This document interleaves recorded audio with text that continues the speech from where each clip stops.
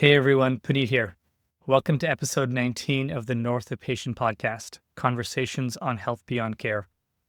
Today's guest is Krista Kim, contemporary digital artist, founder of the Techism movement, and one of the most visionary voices at the intersection of art, technology, and human healing. Krista's work explores how digital tools can serve our well-being, not just our attention. Her immersive installation, Heartspace, is currently showing at the MoCo Museum in Barcelona, with openings in London and Amsterdam happening this fall. But Krista's journey goes far deeper than exhibits. It weaves through transcendental meditation, martial arts, political theory, and a lifelong fascination with consciousness and the digital self. In this episode, we talk about art as a form of healing, meditation as ancient technology, and how the aesthetics of our environments, from hospital rooms to virtual worlds, can profoundly shape mental and physical health. Krista shares her perspective on data sovereignty, the risks of AI centralization, and why our heartbeat may hold the key to protecting our digital identity in a rapidly shifting world. We also explore her personal health story, the early influences that shaped her lens on wellness, and how she's using immersive technology and sound to create sanctuaries for reflection, presence, and peace. Links to the full episode are in the comments below. North of Patient is on Spotify, Apple Podcasts, YouTube, and Substack. Subscribe on Substack to stay updated, and if you're enjoying the show, I'd love to hear your thoughts or suggestions for future guests. Without further ado, here's episode 19 with Krista Kim. Hey Krista, how you doing? I'm well. How are you? Doing great, especially better now that we're having this conversation. So excited for the chance to speak to you. Well, thanks for having me. It's a pleasure. And where do you find yourself right now? I'm in Calabasas, California. Fantastic, fantastic. And if I'm not mistaken, you have quite a bit of travel coming up as well. There's lots going on your end. I do. We're very blessed to have Heartspace, our AI biometric artwork installation that is showing at MoCo Museum in Barcelona. It just opened 2 days ago. And Amsterdam and London. Amsterdam October 9th and London October 14th. And then I have to go to Seoul for another special installation with a well, it's still secret, but it's a high-end jewelry brand. So we will be doing a collaboration in Seoul, and that's exciting. That will be end of the month of October, so it's great. That's incredibly exciting. And with that, I think it'd be wonderful to be able to dive in a little bit into your journey that's brought you here.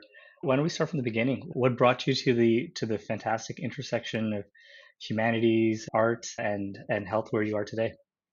Oh, I've always been a tech geek. I've always loved computers. Our first computer um, was a Macintosh at home, like way in the 90s, way back. And I remember growing up around technology and always being an early adopter of like new phones and all this. I've always been into technology and the promises of how our society is going to change because of technology. And I ended up studying political science at school because my parents thought, oh, don't be an artist, be a lawyer, or do journalism or something else. So I did it. I studied political science, and I'm glad I did because it's with that humanities education that gives me a well-rounded view of the world and how technology affects us. And it's Marshall McLuhan, who's actually an alumni of University of Toronto. He's Hmm. a teach there, media studies, and he came out with the book Understanding Media, and he came out with The Medium is the Message, which became a global phenomenon because it was during the electronic age in the 70s when electronic media was just being introduced to people's homes. So people were like, oh, TV, it's so disruptive. Well, I mean, look at us now with AI. Hmm. So he came up with The Medium is the Message, and he understood that it's the medium, it's the technology itself that actually is a major driver of how we interconnect, how we communicate, and how society evolves. And he said something very prophetic. He said, people in the society, when they adopt a new technology en masse, do not know the actual effects of this technology until 10 years after the fact, 10 years after adoption. And we can look at our current situation now and say, wow, I mean, we're still early in AI, but we know social media, it's almost been like just a little over a decade now that we have adopted social media en masse with smartphones being introduced into our lives, Hmm. now we know the negative effects. Right? So now parents are starting to ring alarm bells and children are suffering from mental health issues. So for me as an individual, having my background in political science, being an artist, at the core, I've always been interested in emerging technology and the philosophical context, the how you can transmute the technology for humanity and wellness especially, which is something I'm very interested in. And so when I was painting, I moved after uni, went to Korea, lived there for 5 years. I was a journalist at the Korea Herald newspaper. Moved to Japan after that. And in Japan, I started to really be influenced by the creative beauty and the honor of the act of creation and creative, the art itself, Hmm. honored not only as an object, but spiritually. Yeah. And that really influenced me a lot, especially Roenji Temple Garden. When I went to Kyoto, to the oldest garden and the most iconic garden of Kyoto is the Roenji Temple Garden. It was my first encounter with Zen immersive experience. So the Zen monks 500 years ago created an immersive experience of Zen, and I was like, "Oh my God, I understand this." It was a eureka Zen moment, and I was so enthralled. And I said, "I want to create Zen immersive experiences, and I don't know how, but I want to be of service to humanity through the art." Hmm. And the whole digital intersection came when I was actually studying for a master's of fine art. So from Japan, I was really furiously studying, painting and everything about art and just really honing my skills as an artist because I hadn't done that before. I was too afraid, or I thought didn't take it seriously. But then Japan really helped me just make that decision to become an artist. And then I eventually moved to Singapore with my very young family. My children are very, very young. And I decided to study a master's program in fine art. And it was there that I was like, why am I creating art, painting, and analog when everything is light Yeah. on a screen, you know? So light is the new ink. And I thought, no, I'm with my background because I follow Marshall McLuhan and I think he's prophetic. I'm a student of his. I thought, oh my God, like, why am I even bothering? I need to discover the future. And I feel like we need more people in the humanities and art Hmm.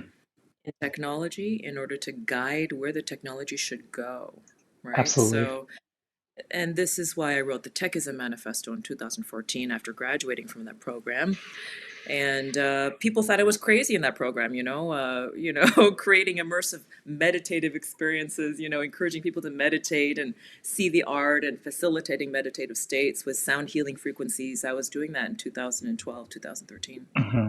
Wow. So that was really the beginning of my journey, and it was also my own mental health journey. Really, I was going through a struggle and began to meditate, transcendental meditation, at the same time while I was taking that program, and it Mhm. changed my life. Wow. That lots to unpack there, and that already I think speaks so much to the patterns of where we find ourselves today. Obviously, where we're seeing another major transformation in technology, and you can see humanity struggle to reconcile with it. So it's um, perhaps not surprising that the similar arc and the similar pattern repeats itself over time, where we have this the sense of naivety around the impact of technology, as if we understand exactly what's going to happen, but we seldom do. So lots of threads to unpack there. But I guess one of the first ones would be, and this is somewhat tangential, but I think still relevant to this overall journey, and something I can personally connect with as somebody who has a young family myself, and we've been traveling a fair bit. How was that in terms of exploring, obviously your professional, your creative career, and integrating that in actually very different environments from Korea to Japan to Singapore to the US. What was that like doing those things simultaneously? No, it's such a blessing. I really, really feel so fortunate that I spent a large portion of my youth traveling and discovering the world after uni. And, just being on an adventure and finding myself, giving myself that space.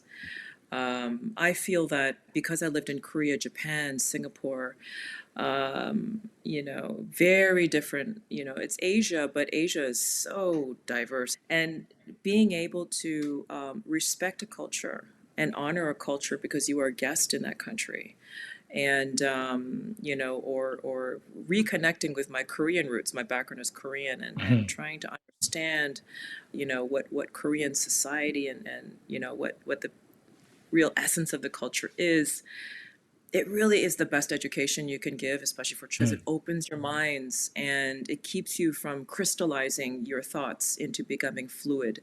And I think fluidity is key right now, especially in this age. You cannot be a rigid person and think that you can survive in the age of AI or this current dynamic that we live in, because it's very global, it's very fluid, and we need to be very open and understand where other people are coming from. And I think it's an exercise, it's a muscle that we Mhm. need to develop. And it's communication, it's respect.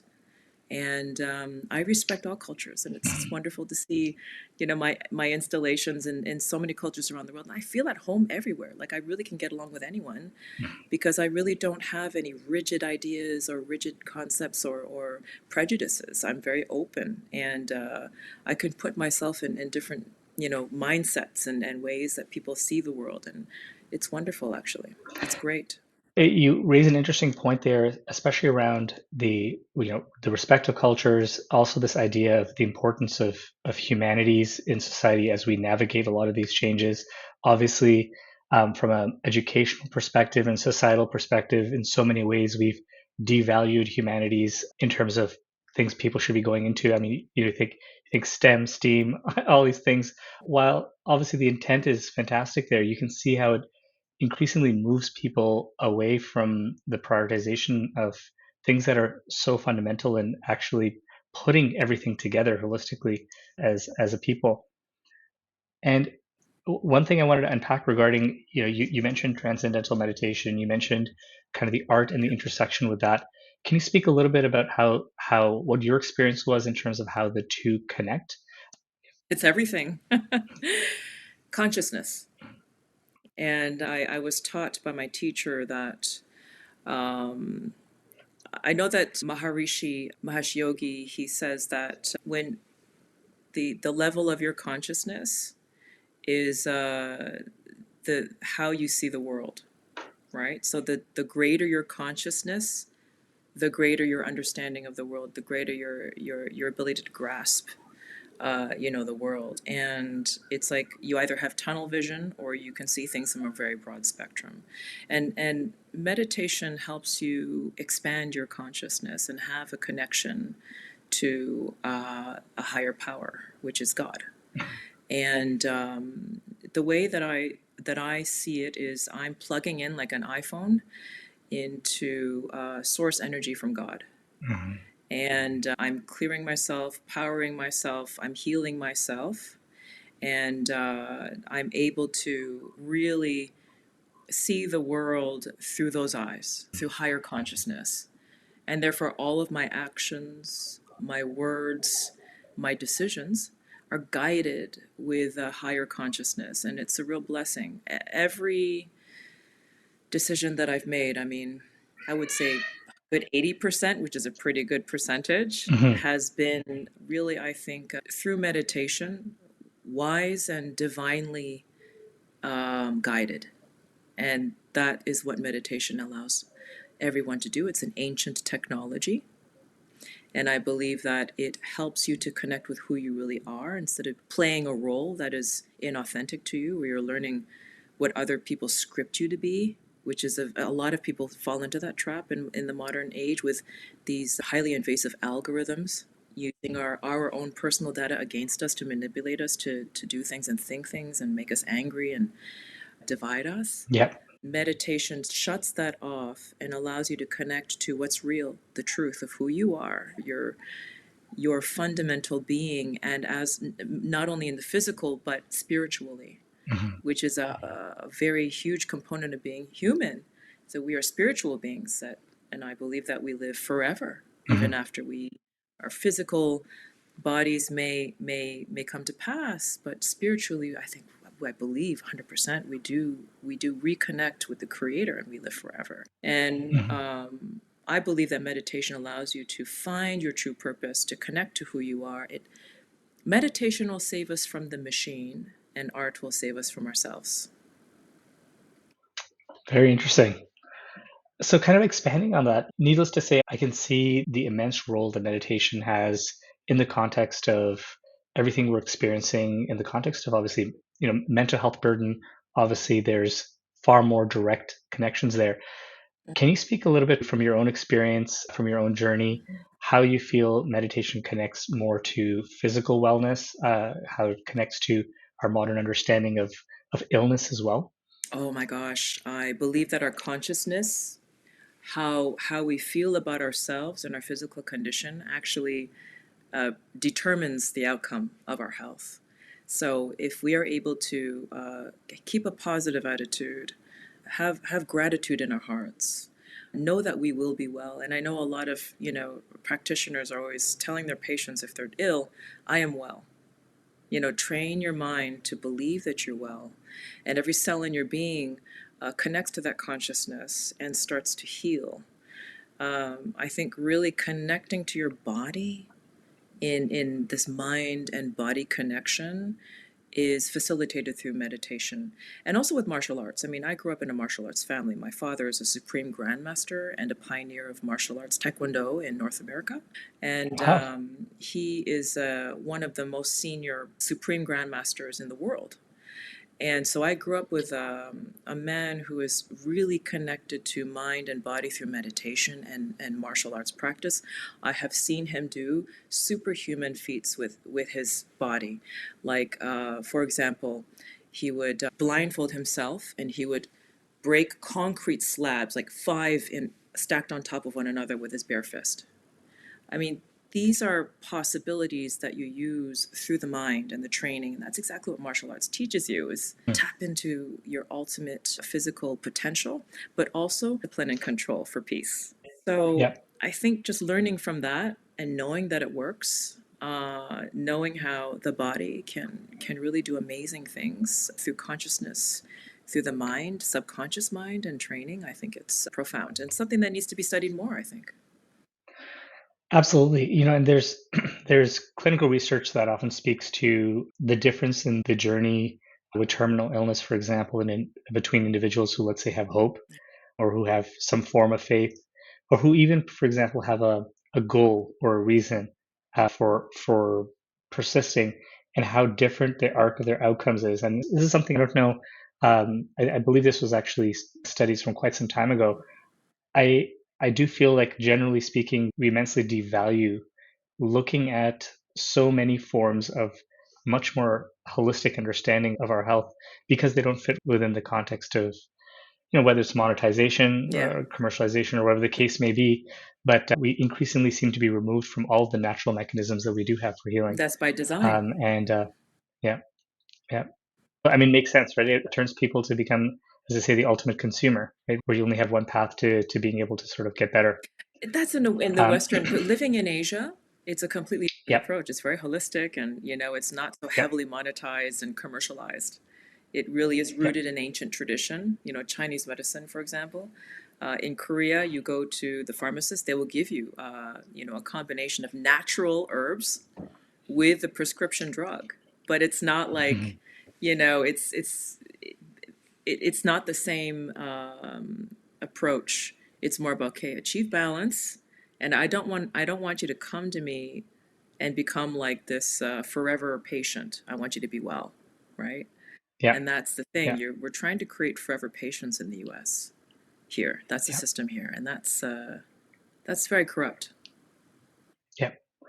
That's an interesting way to put it, right? The idea of the forever patient, and even, I mean, you would argue even the term patient in and of itself is somewhat dehumanizing, because there's this idea that you're no longer capable, or you're no longer in a state of being a relatable person. You're now a patient. Or agency. And yeah, absolutely. I think there's a lot to say about those choice of words, and I know we're obviously beginning to make movements where our language is beginning to reflect that. We talk about people and people-centered health, and I think there's beginning to become a broader need to recognize the fact that we need to revisit how we're thinking about health as a whole. But it sure feels like we have a long way to go. Yeah, it's so true. My father's actually an acupuncturist as well. So he actually, Wow. yeah, acupuncturist and martial artist. So I remember, of course, helping him at his clinic, as I was growing up. And I observed, his attitude toward patients, or his clients were not about, okay, I want you to be forever ill. He actually wants to never see them again. Like that's the Mm, main goal for him. Because there was no shortage of new patients, but he really, really wanted people to, okay, I want you to be well. You don't have to come and see me yeah. anymore, or just see me like once a year kind of thing. He was never. It was a very interesting approach. Wow. Yeah, certainly. Yeah, it puts everything we think about in the complete opposite. We talk about kind of, attached patients and access and everything really being about how much more interaction can you really have with the healthcare system. As somebody within that system, Yep. I often see the incentives really being around that, availability of healthcare, but more in the context of how much you use something as opposed to really this idea of pulling away. Um, I guess taking things back a little bit to your own personal journey, what would you say would have been the specific thing that moved you towards the interest of health in specific? I guess it sounds like relatively early in your life as well. Was it, Yeah. I guess, personal health experiences? Was it that of others? Yeah, for I've always been very health conscious. It was in our family. My father's a biohacker and acupuncturist, so he was always about holistic, a good diet. He's followed the Nishi health system, which was sort of like his go-to sort of text on natural health remedies that was developed by Dr. Kazuko Mhm, Nishi. And that book actually was very, very ahead of its time. You see a lot of the biohacking principles that you see right now, a lot of that came from his book, in fact. So they have guidance on diet and natural health remedies, hot and cold baths, air baths, like all these natural amazing remedies. And so we used to practice them. And in the mhm. martial arts, we used to have to fast for 3 days every year with the black belts and meditate for 12 hours. Um, Um, so that was one of the initiations to become black belt in the school. He's very old school, very, very old school. So I, yeah. I was always very heavily influenced by all those teachings and family practices, actually. And so I've always had a very good sort of foundational awareness of health and natural health. Hmm. And I never Hmm. took medications growing up, or never really had to see a doctor, actually. We were so healthy. Um, Hmm. but I think that's where it comes from. And naturally, I think it's in my blood to be a healer. My father's a healer, Hmm. and it's just a natural sort of personality trait, I think. So I feel like I do that through my art. And, there are other ways to heal, right? Not just through the medicines or traditional ways. I think also, just creating beauty in the world is also very healing and another thing that we need to do. Absolutely. And maybe this is a good segue to talk a little bit about some of your work from an art perspective. I understand you coined the term techism Yeah. as a position for, to define technology as an artistic discipline, obviously connecting back to this idea of the medium being the art itself. Um, can you talk a little bit about that and where we find ourselves today in this concept of Oh, techism? absolutely. So Facebook was basically the first real social media viral platform, right? And then Instagram, and of course, Meta bought Instagram. It's now called Meta. Back then in 2012, it was only like 2 years into the ownership, my first ownership of an iPhone. So, it was new for all of us, right? Smartphones are still new. I think they were introduced in 2010, something like that. Hmm. So, 2009, 2010, yeah. yeah, exactly. So I was really struck by the the terrible narcissism and the sociopathic behaviors that were encouraged on these platforms by design, like everything. the likes, the fakeness, the ostentatious, extravagant. Here's my fake life, and the jealousy, and then the FOMO. FOMO is a new word that comes from social Yeah. media. Yeah. Um, all of these really unhealthy cultural paradigm shifts were happening because of technology only. And I realized that it was the first time in history that it was technology and market influences that were guiding our culture, not religion, not humanities, not philosophy, not art. Yeah. And that was an alarm bell for me. And I knew from that moment, I said, we are going to have a crisis in 10 years unless artists wake up and start to really have a say and start creating and start taking back, that cultural helm, because we are the Yeah. ones that speak for humanity, that want the best for humanity, that want to elevate humanity. At least that's what art Yeah. should do.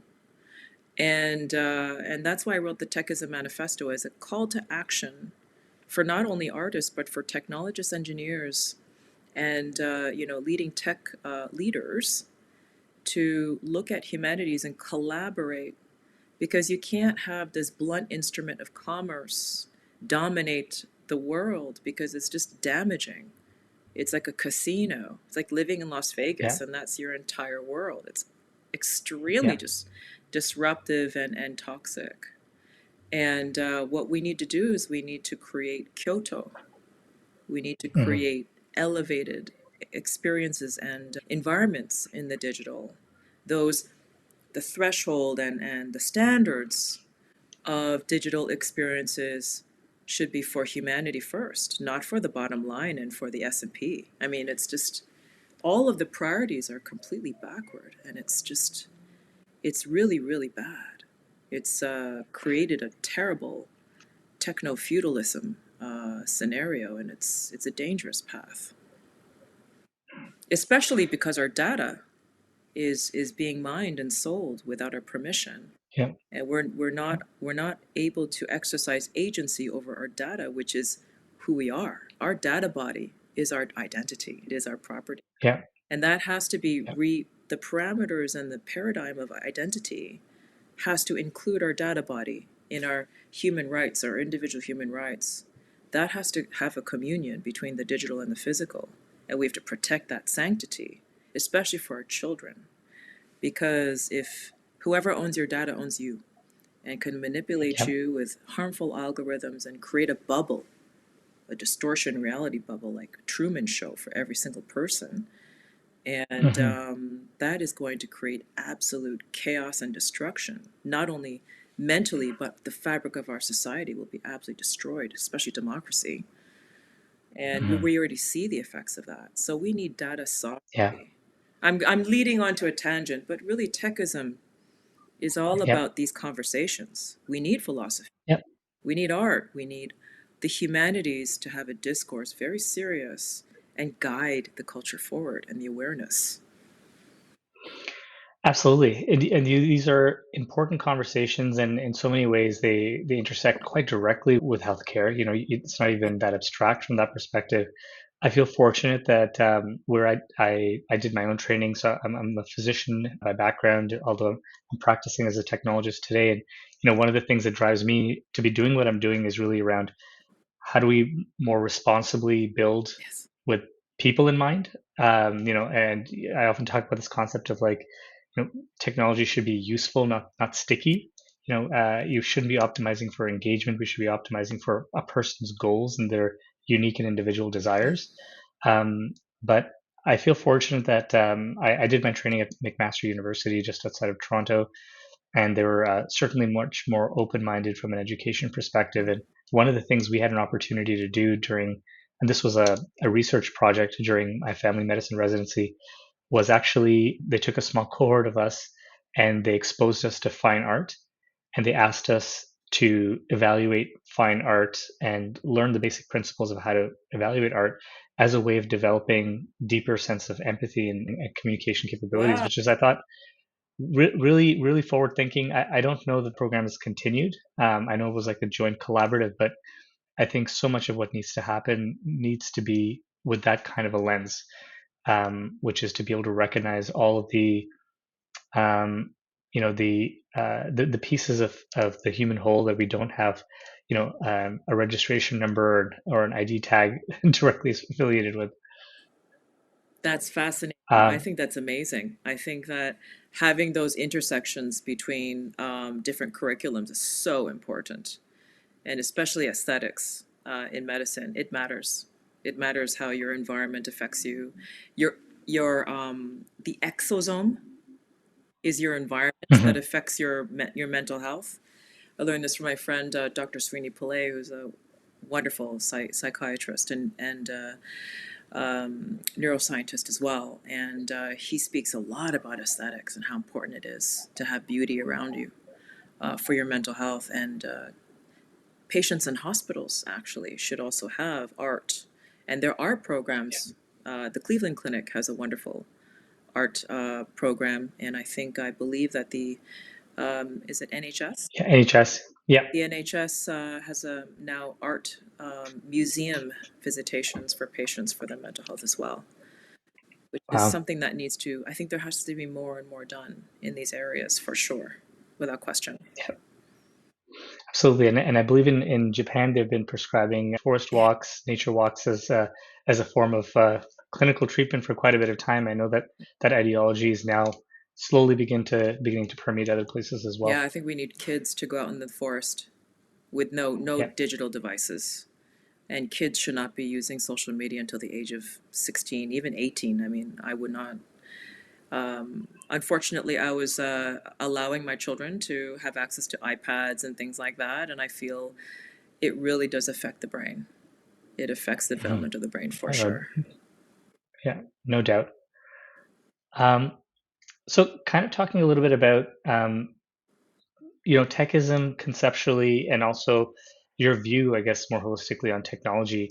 Um, would you say that there's elements of optimism around the role of technology as well? How do you see the interplay between embracing technology, the optimistic possibilities for what it can accomplish, and obviously the hazards as we've talked about? The hazards are basically monopolistic or oligarchic uh, f- commercial systems that arise Mhm. from creating these very all-powerful technology companies, and it's all data. It's all related to data. So, an extension of the Techism now, I'm really focusing on human rights, digital identity, data sovereignty, around the whole data question. The reason why Mhm. these companies are powerful is because they're able to harvest your data. That's it. It's what data is their oil. Mhm. And Mhm. what we need to do is we need to have data sovereignty, and we need to protect ourselves, our digital identity, using biometrics against AI, hijacking, deepfakes, crime, right? Because cybercrime is going to be huge with AI. You can create Mhm. billions and billions of AI bots that try and take your money and try and steal Mhm. your identity. And of course, how do I know that this is really you, Puneet, and you're not an AI? How do I know that? Absolutely. So That's absolutely true. we need Yeah. biometrics, and Yeah.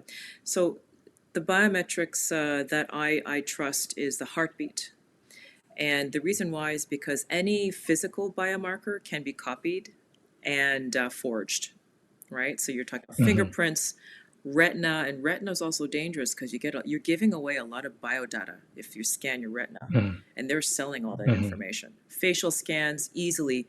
Banks are now being robbed by AI with the just the Mhm. pictures of the executives on the on a web Yeah. page. You can easily steal money now, and it's a real crisis. But the one bio data that cannot be copied or forged is your heartbeat, because Mhm. it's a unique heart signature that is created with cryptography. This company I'm collaborating with for my art installation that's opening in Moko Museum, Mhm. the company is called Tenbeo, and they convert the ECG of your heartbeat Mhm. into a cryptographic key. Wow. And this key is your ID. And it's so poetic because the heart is our soul, it's our lifeline, it's, Hmm. it's our humanity. It's so symbolic in every aspect of who we are as humans, life Hmm. itself. And we are given this unique code now to protect ourselves from becoming overtaken by AI in the future. So that's a very optimistic technology. The one caveat I have is there is such a hype cycle around the support of centralized AI and Hmm. tech oligarchy systems. We need to Hmm. decentralize. We need to Yeah. have a balance. So, how we do that is decentralized AI, look out for it, support decentralized AI. I actually think that decentralized AI does not have to be on blockchain. You don't have to buy tokens and be part of this Hmm. Ponzi scheme to use it. Hmm. Decentralized AI can actually be a new form of internet called Web 4, and that's actually Hmm. coming. Web 4 allows you to have an object oriented internet where every piece of data is recognized as an object, simple coding, with encryption. And all of that metadata, if you own it, is attributed to you. So you control that data. And it's Hmm. also interoperable on any system. So there are no data silos that we have right now. Everybody wants to proprietary this, proprietary that. Well, we have so many passwords and so many accounts and so much data that doesn't communicate with one another or intersect, or we can't shift it from here to there. It's absolute nonsense. We need to decentralize. We need to create data sovereignty, and this is Web 4, data sovereignty internet. It's the real internet. Hmm. And for Hmm. medical records especially, think about the miracle that is. Not Yeah. not having to give your data to a company that stores it in a data silo, and you don't know where it happens to it. There are If you think that your data is safe in the internet, you are Yeah. mistaken. There's no such thing as cybersecurity. It is a complete scam. There's no such Yeah. thing. It's just a matter of time when your data is broken into and hijacked. Yeah. This infrastructure allows us to own our own data, to secure our data, and to own our own data so that when we share it with one party, share it with another party, we're not filling out information to the other hospital, to this. We're not creating data Yeah. silos, which is so Yeah. archaic. Um, Yeah. so yeah, digital identity and our heartbeat can actually give us access to that data and secure the data for us. And we can use that heartbeat as well to for our passports, for anything. But the good thing about the heartbeat as well, you're not giving away your personal data when you use it. Like Hmm. it's a zero knowledge proof technology, meaning that it only shares the code that allows you to verify who you are. It doesn't give away your Hmm. biomedical data, which is amazing. That's the beautiful thing about this Hmm. technology. So we're securing data. It's a human rights issue. I think that's something the government has to support. There has to be movement around that. Because I think young people are cluing in that they need to have data protections and more agency in the internet, because that will empower the people. And I think that Yeah. once we do that, then we trust AI, then we can start using AI as a positive tool for us because we could design it. Otherwise, if we don't own our Yeah. data, the AI will control us without question. And that's dystopia, that's Skynet. Yeah. Absolutely. And I think it's really interesting that quite recently there was Google, I believe, released a paper with respect to a new form of privacy oriented, I think it's called like differential privacy based large language models that Yep. basically have no form of memorization. I'm not sure if you saw that. I think it may have literally come out a couple of days ago. But basically, they're trying to optimize for having no memory in the form of interaction with models. I think it's called Vault Gemma, Okay. which is super interesting. And I was having a conversation with my colleagues around that. And it's fascinating because, on one hand, I think it makes so much sense. And you can see the application around this in terms of having true anonymity, being comfortable being able to interact with the model, and knowing that it's not just going to be recreating your identity or being able to leak who you are into the model itself. But at the same time, you think about how readily people are already using centralized large language models ChatGPT. sharing like their tax returns and their whole financial history Mhm. or their genetic history or whatever else in exchange for getting convenient analysis, right? The question is, do people even care? Yeah. If enough people don't care, does that threaten the ability to be able to ward off this kind of thing? What are your thoughts about that? Well, Ahmad Mostaq, you should really check out his interviews and podcast interviews on decentralized AI. He is the founder of Anthropic. He has since stepped down from the CEO role from Anthropic and starting a new project on decentralized AI. And literally, he was asked in a podcast, do you trust the large language model companies? He said, no, and you should never trust them. These companies cannot be trusted. You have to basically find a way with decentralized AI to self-custody your data, and this is actually coming. This is something that is not too far off. I would say within a year, 2 years, Hmm. we will actually have this technology, whereby we will have offline our personal digital twin AI, which lives on edge computing, which means that you can actually have, we have supercomputers in our hands now. We can use these devices Hmm. to store a lot of our data as well offline, not connecting to a large language model.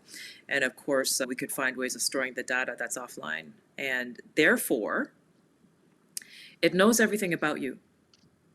Because I think that's something that we do need, but we need it to be Hmm. secure. And if we can use our heart signature to get access to the data or to protect that data from, outside actors who want to access it. And we also have this incredible digital twin that is us, literally Hmm. embodies you because it knows everything about you more than you know about yourself. Hmm. And it basically is able to optimize you, right? So you have ADHD. It can help you remind you of everything you need and have all of these different that accommodates your learning differences and can really help you optimize how you function in the world. Helps you Hmm. communicate because a lot of, I mean, I have ADHD, so it's like I know I could really miss birthdays or forget to do this, forget to do that. It can really help me strengthen my relationships, not only with my family Hmm. but also with business partners or friends. I think that this kind of optimization as well for medical profession is profound because it Hmm. really gives you a real accurate depiction of what that person's lifestyle is and how they are, their condition, their true condition, with all that biodata. Now, we cannot allow that data to be in the hands of any company. And we have to self custody that data. That's why decentralized AI is so crucial because then we can really harness the beauty of AI in a way that optimizes us individually. And if we have all of our digital twins, then our digital twins can collectively network and communicate and collaborate. Now that network effect of collaboration between our AIs that represent us and protects our data, that's profound. We can really change the Hmm. world in a positive way and really transcend all the archaic systems that are holding us back. So, where would you say the impetus and the thrust to develop um, this decentralized AI would come from? Do you feel like there's enough of a movement and resourcing behind it to be able to allow it to, I guess, combat against the much more heavily resourced alternative? There is a growing movement, and I honestly think that Gen Z, once you start educating the next generation about their options, they will look at, Hmm. do you follow Star Trek? You know Star Trek, right? Absolutely. Yeah. The Yeah. Borg. You either have, the Borg or you Yeah. have your own personal, secure, decentralized AI. I think people are smarter than we give them credit for, especially this Yeah. next generation. And they're so tired of the bull. You know, Yeah. they know what's Yeah. happening to the world and the injustice, the corruption, the monopolization, the destructive algorithms in our social media that has created such incredible disruption. And it's really hurting our democracies. Yeah. Um, People know.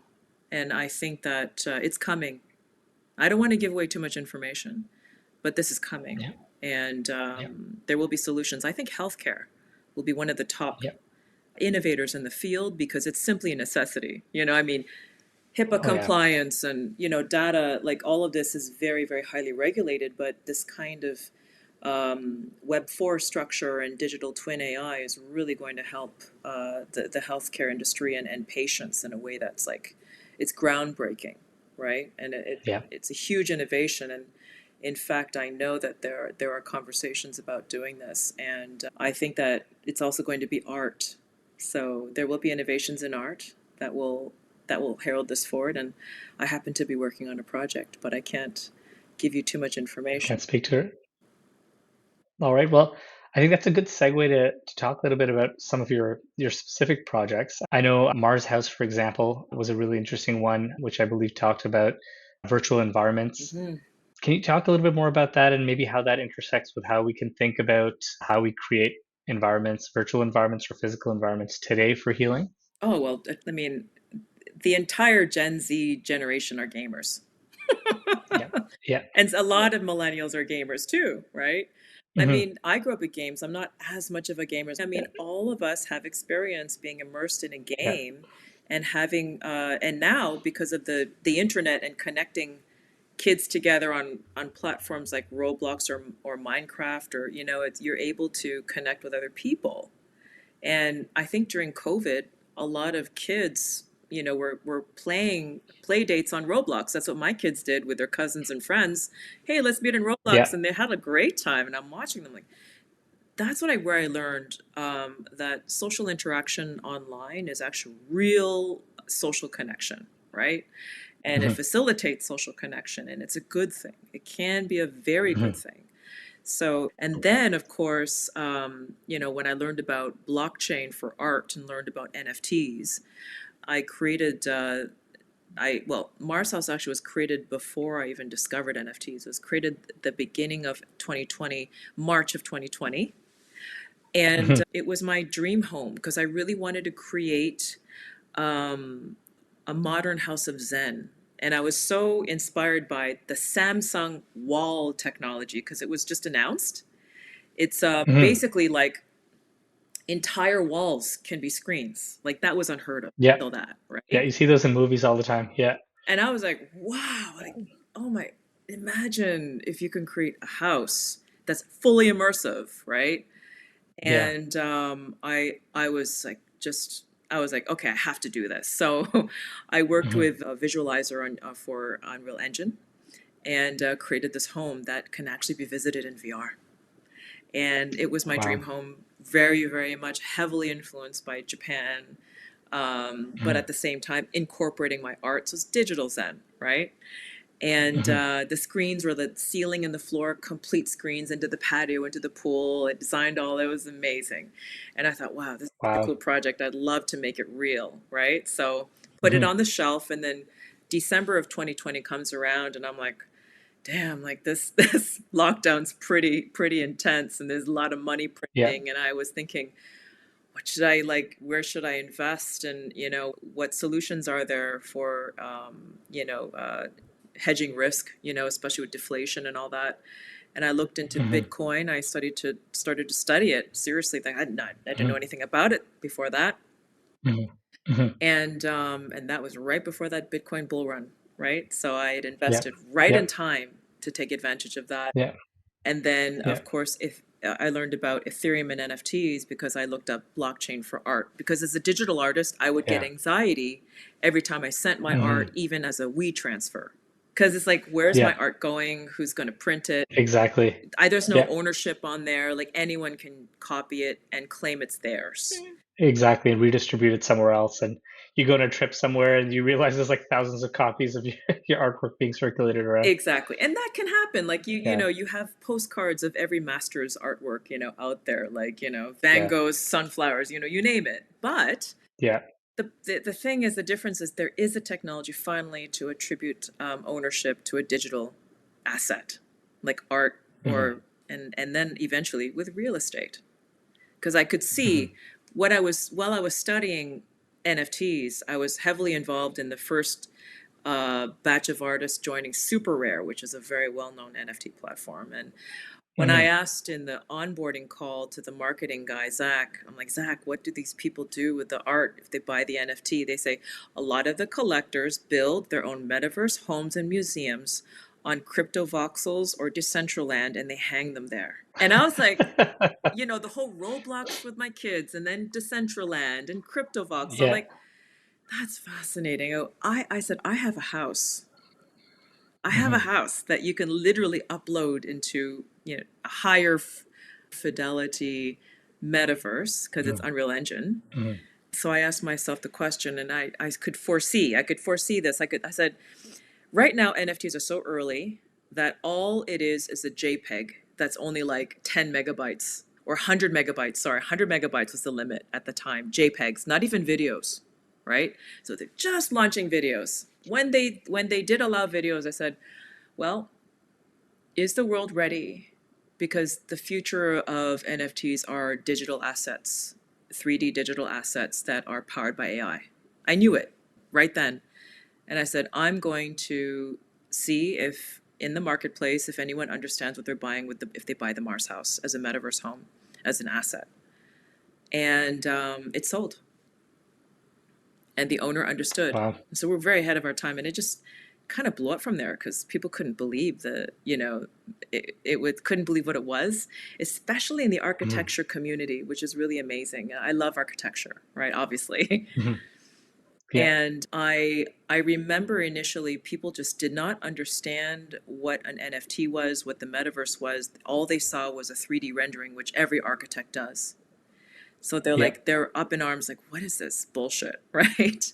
And Yeah. then Yeah. a year, 2 years later, after Facebook became Meta, it became obvious that there is something greater, a new emerging sort of development of metaverse and social interaction, and therefore having architectural assets that are digital on the metaverse and owned through blockchain technology.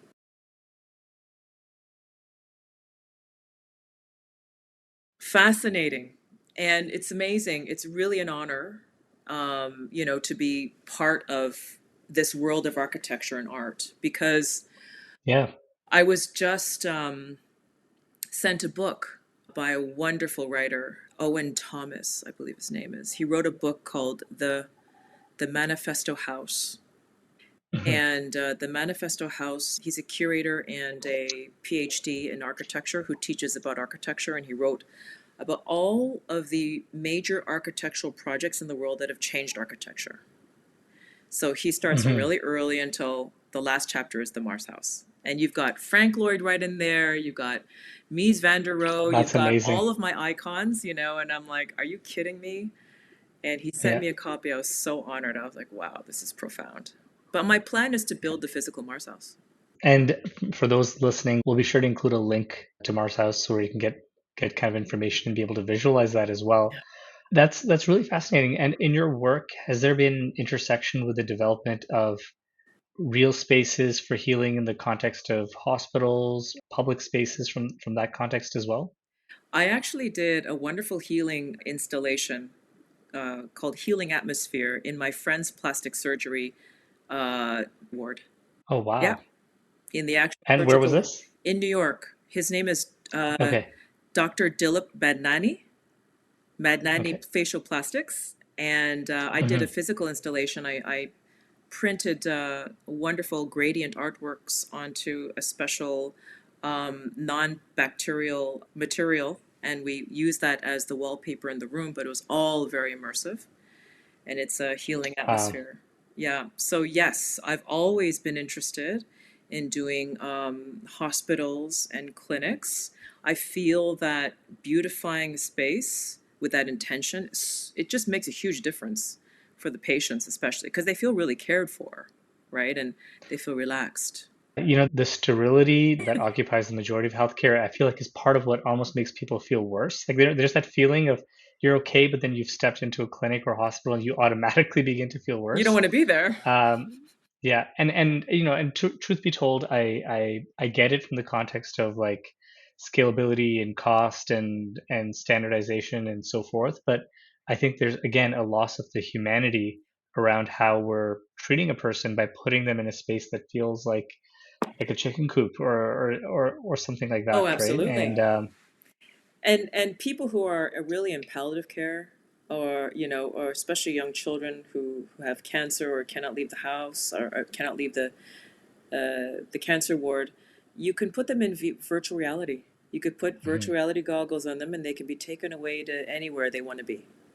And that is mhm. something that I'd love to do. Like, that's something I'm very passionate about, because I feel like virtual reality and virtual places, you can meet your loved ones there. You can have meetups.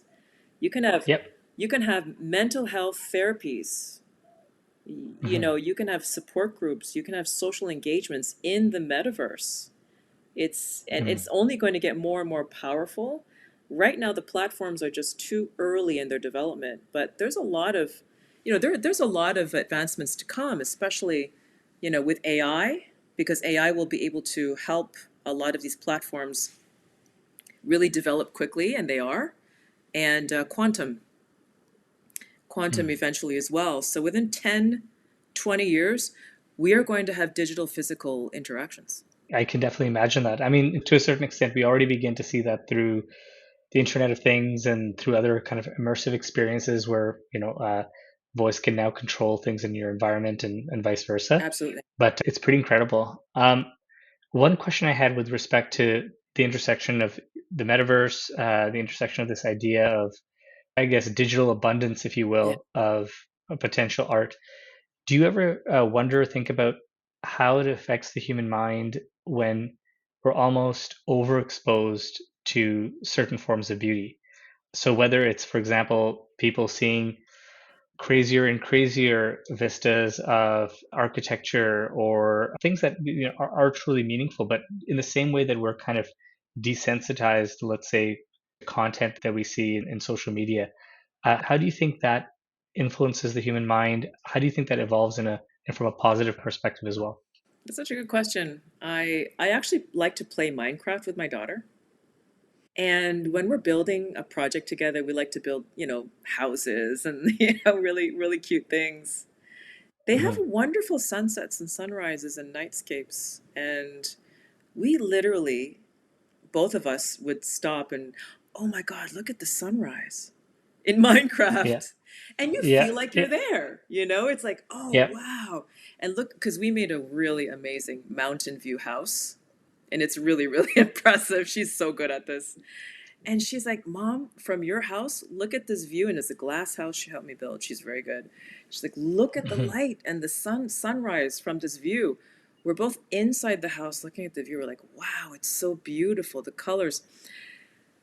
That's a really good question. Can we have beauty overload? I think that there are moments and rest periods, because regular everyday life is pretty normal. Like, it's not like we're always mhm, standing on the cliff of, the Diamond Head Mountain in Hawaii or something, or we mhm.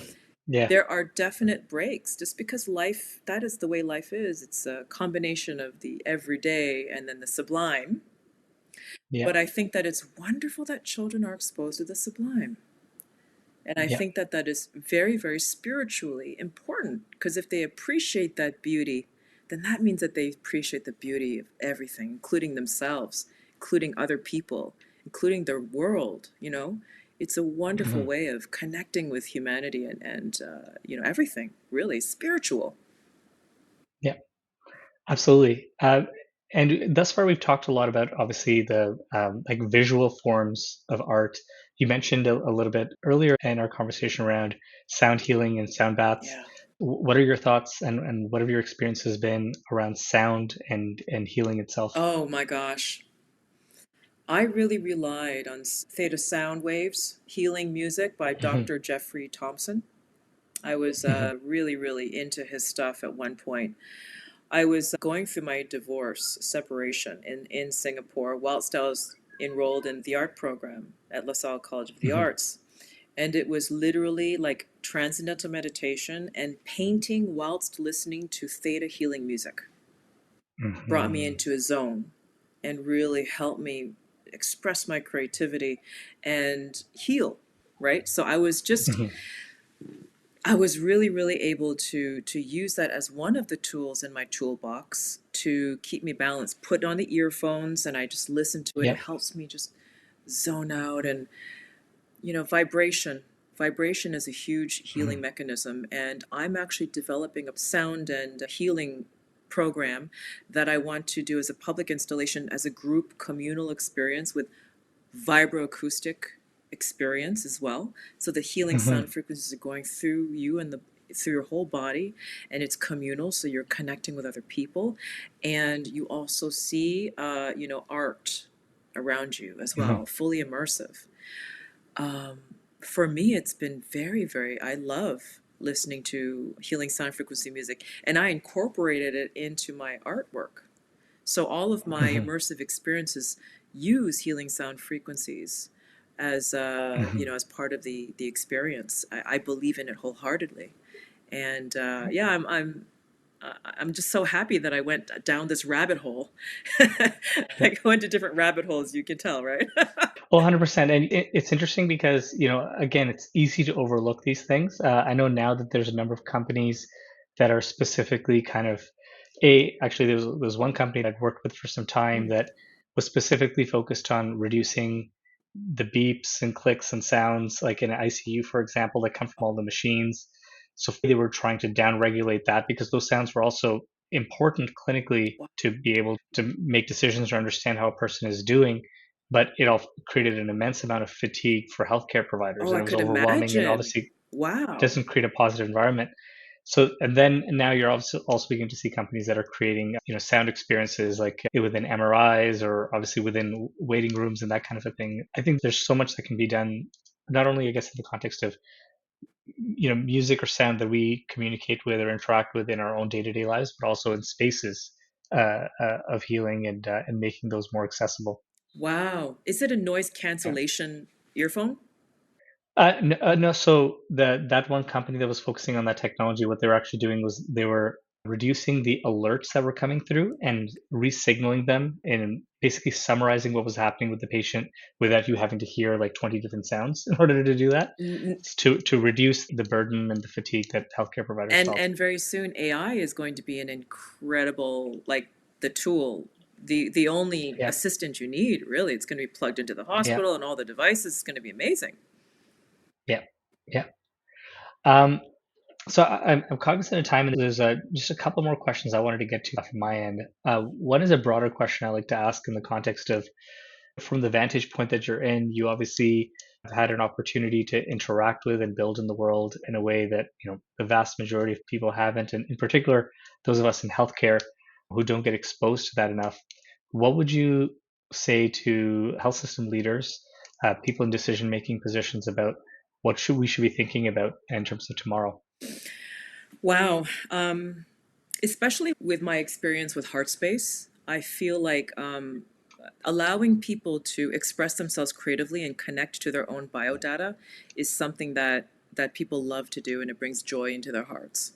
And I think that if we Mhm. can inject that kind of experience into public healthcare systems, hospitals, or wherever, I think that any healthcare environment should have a place where people can really connect with themselves, Mhm. heal, feel nurtured, healing sound frequencies, immersive installations. I just feel like it's really going to enhance the experience for patients and create a broader sort of connection to a community, a healing community, right? Mhm. In the rooms as well, I actually feel like the aesthetics really matter. It doesn't have to be super expensive. There are solutions where you can create lovely colors, or, the what I created for Dr. Madnani is the feeling of floating in the clouds, and you just Mhm. have those colors and you have those gradients of the clouds in the sky. Like, that's something that is healing intrinsically, because we've looked at clouds in the sky for tens of thousands of years. It's in our DNA. Yep. So if we plug into those kinds of experiences as well, it could be analog. It doesn't have to be a digital device. And I think that immersive experiences for patients, especially for meeting their doctors, meeting the healthcare practitioners, meeting with others, for support, going into environments where they can escape the hospital and actually feel like they're, somewhere in a cabin in the woods, or, a lot of patients want cabins in the woods, or, like tropical landscapes or something that takes them away as a mini vacation, and meeting other people Hmm. there as well. I think social interaction is very, very important, and that allowing communities to come together. It's not hard to do. There are wonderful platforms. There's a wonderful metaverse platform called Anasea, Anasaea. It's basically all the continents of the world, bunched Hmm. together in a nice Yeah. title, right? So Yeah. Anasea is a wonderful metaverse platform that is completely ready and built out for this. They are the most advanced. Hmm. Trust me, I know the field. There are a lot of fakers out there who say, "Oh, we can do this, we can do that." They are not able to do it. Anasea actually Hmm. has built out a very, amazing platform with a great back end, and Hmm. you're able to go in there with your VR goggles, and you can really interact with people. You can go on your phone, you can go on your computer. It's device agnostic, so it's really Hmm. incredible. And I would love to do more sort of like mental health related tests, because I actually did guide some pioneering pilots of mental health and wellness psych education sessions, group sessions Hmm. with a psychologist online, like in the Anasea platform. And it was really, really great to do those experiments, Wow. and always wonderful feedback. Like we have a mental health crisis. So if we can get, especially young people who are used to, they're gamers, if you get them, instead of like shooting each other or like doing other things, why not come together and support one another, and, have some valuable psych education, Yeah. right? Yeah. I mean, you have to create spaces for that, and there has to be intention, and then obviously there has to be support from the education systems, from the health systems to say this is a valuable thing for us to do, right? Totally. I think thinking outside of the box, and I agree with you. A lot of these things don't have to be very expensive. It's just, again, you just have to make room for them. You have to Um, engage the community, right? And get the leaders together Absolutely. to facilitate that. And then just in terms of, I guess, what's next for you? I know right now, obviously, you mentioned at the start of our conversation, you're going to be doing an extensive amount of traveling in relation to your most recent installation. But what comes after that? Can you share with us as a teaser? Heartspace is going to tour the world. We have a plan to tour Heartspace in different countries. Okay. Canada will be in 2027, Oh, so I'll give you a fantastic. heads up for that. And Absolutely. we are very much, like, I really am advocating right now for data sovereignty, and uh, you know uh, secure digital identity through your heart signature with Tenbeo. So art installation, in fact, is signaling a change, a shift in digital art, where it's becoming a platform for education, to educate the public about the technologies that are going to make a positive impact for us, right? And that's something that we're Hmm. dedicated to. I've written a book, and this book is called Proof of Humanity, and I expect to launch it next year. It is going to talk Oh. about the important protocols that I spoke about with the digital identity, decentralized AI, all of these different protocols that we need to have in place in order to survive, in order to thrive in the Hmm. age of AI. It's really a book for the next generation, to protect them from the dangers that are looming. Yep. And it's real, very strong, real dangers, existential dangers of AI. Yeah. And of course, I'm continuing with new projects that are sort of like, I can't really speak about them, but Hmm. around the same sort of themes of data sovereignty and decentralized AI.